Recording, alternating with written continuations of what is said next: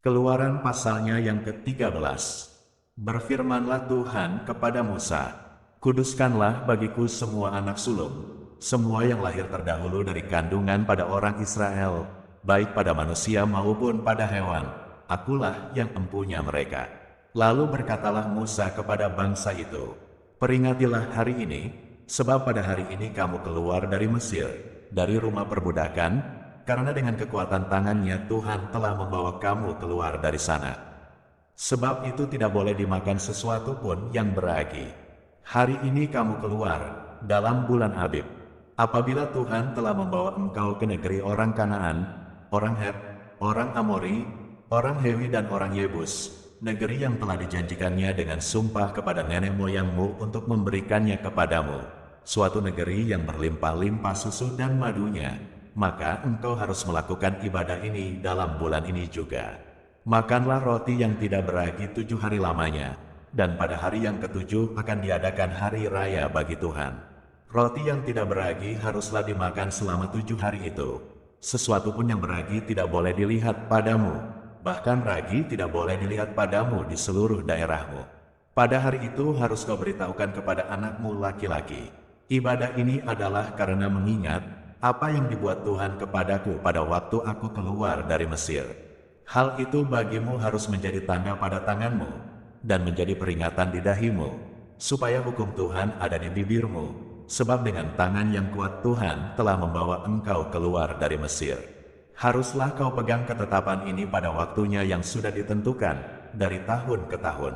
Apabila engkau telah dibawa Tuhan ke negeri orang Kanaan, seperti yang telah dijanjikannya dengan sumpah kepadamu dan kepada nenek moyangmu, dan negeri itu telah diberikannya kepadamu, maka haruslah kau persembahkan bagi Tuhan segala yang lahir terdahulu dari kandungan, juga setiap kali ada hewan yang kau punyai beranak pertama kali, anak jantan yang sulung adalah bagi Tuhan. Tetapi setiap anak keledai yang lahir terdahulu, kau tebuslah dengan seekor domba, atau jika engkau tidak menebusnya, engkau harus mematahkan batang lehernya. Tetapi mengenai manusia, setiap anak sulung di antara anak-anakmu lelaki, haruslah kau tebus.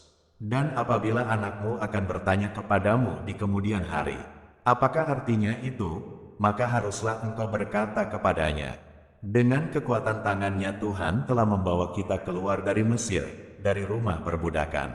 Sebab, ketika Firaun dengan tegar menolak untuk membiarkan kita pergi, maka Tuhan membunuh semua anak sulung di tanah Mesir, dari anak sulung manusia sampai anak sulung hewan. Itulah sebabnya, maka aku biasa mempersembahkan kepada Tuhan segala binatang jantan yang lahir terdahulu dari kandungan, sedang semua anak sulung di antara anak-anakku lelaki kutebus. Hal itu harus menjadi tanda pada tanganmu, dan menjadi lambang di dahimu, sebab dengan kekuatan tangannya, Tuhan membawa kita keluar dari Mesir. Setelah Firaun membiarkan bangsa itu pergi, Allah tidak menuntun mereka melalui jalan ke negeri orang Filistin, walaupun jalan ini yang paling dekat, sebab firman Allah, "Jangan-jangan bangsa itu menyesal apabila mereka menghadapi peperangan, sehingga mereka kembali ke Mesir."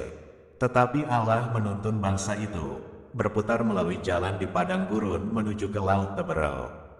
Dengan siap sedia, berperang berjalanlah orang Israel dari tanah Mesir. Musa membawa tulang-tulang Yusuf, sebab tadinya Yusuf telah menyuruh anak-anak Israel bersumpah dengan sungguh-sungguh, "Allah tentu akan mengindahkan kamu, maka kamu harus membawa tulang-tulangku dari sini." Demikianlah mereka berangkat dari Sukot dan berkemah di Etam, di tepi padang gurun.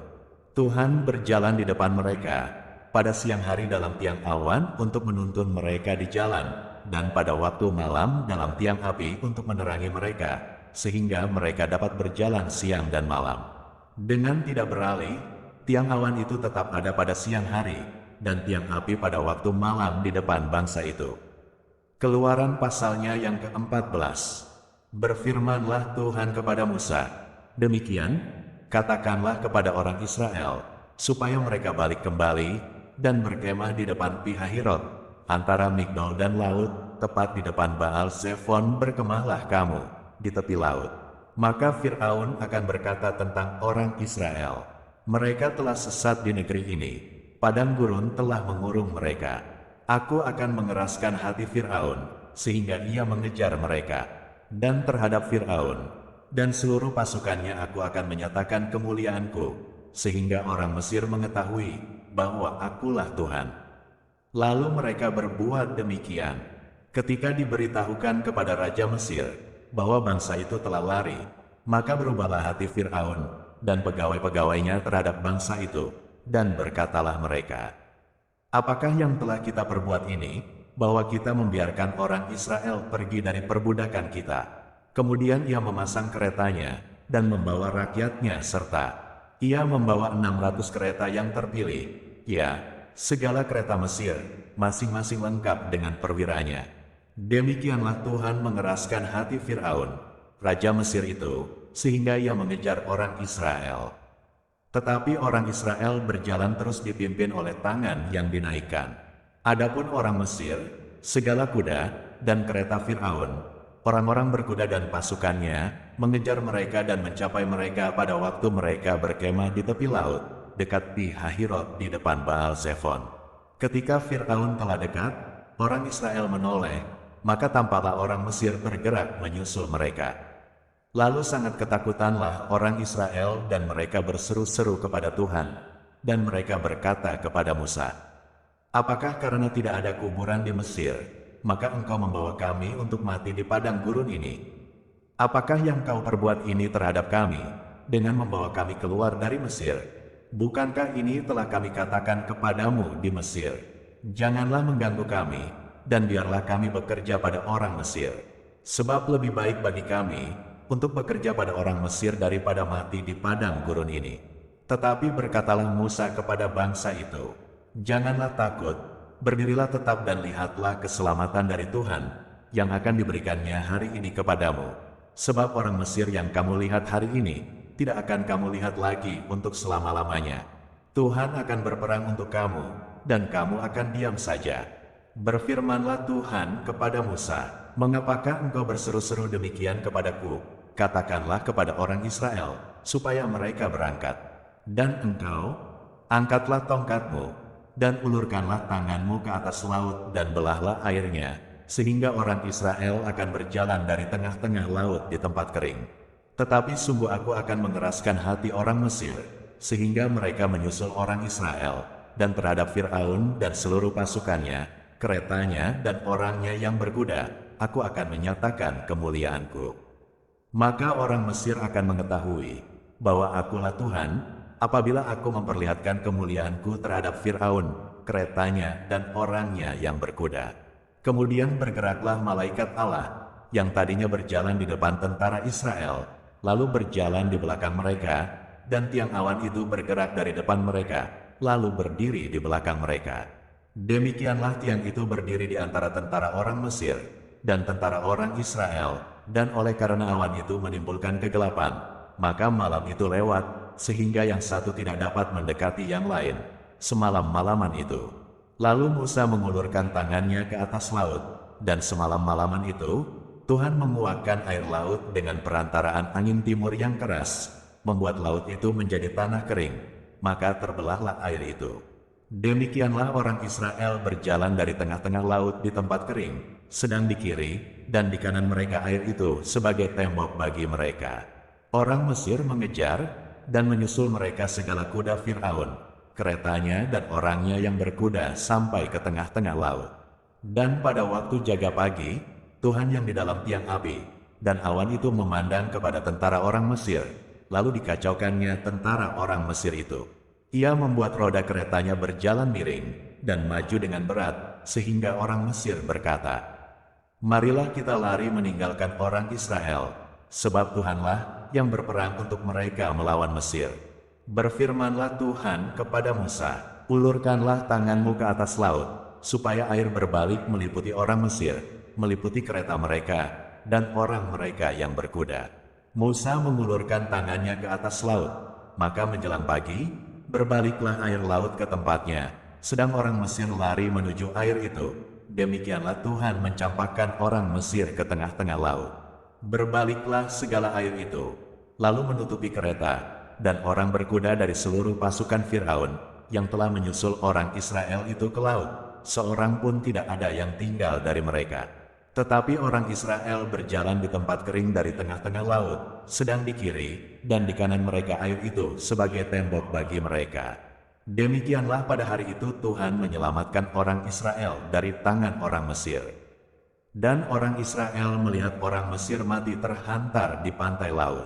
Ketika dilihat oleh orang Israel, betapa besarnya perbuatan yang dilakukan Tuhan terhadap orang Mesir, maka takutlah bangsa itu kepada Tuhan, dan mereka percaya kepada Tuhan dan kepada Musa, hambanya itu. Keluaran pasalnya yang ke-15. Pada waktu itu Musa bersama-sama dengan orang Israel menyanyikan nyanyian ini bagi Tuhan yang berbunyi, "Baiklah aku menyanyi bagi Tuhan, sebab ia tinggi luhur, kuda dan penunggangnya dilemparkannya ke dalam laut. Tuhan itu kekuatanku dan mazmurku, ia telah menjadi keselamatanku. Ia Allahku, kupuji dia, ia Allah Bapakku, kuluhurkan dia. Tuhan itu pahlawan perang, Tuhan, itulah namanya. Kereta Fir'aun dan pasukannya dibuangnya ke dalam laut, para perwiranya yang pilihan dibenamkan ke dalam laut teberau. Samudera raya menutupi mereka, ke air yang dalam mereka tenggelam seperti batu.